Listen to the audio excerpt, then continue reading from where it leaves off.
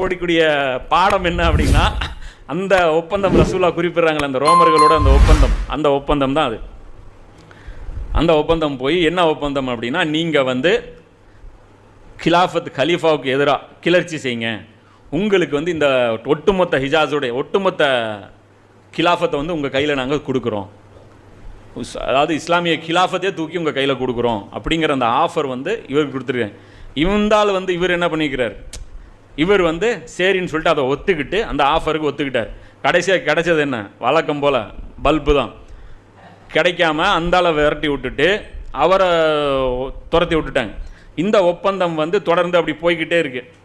இந்த ஒப்பந்தம் அப்படியே தொடர்ச்சி அவங்களுடைய வாழ்க்கையில் போயிட்டே இருக்குது.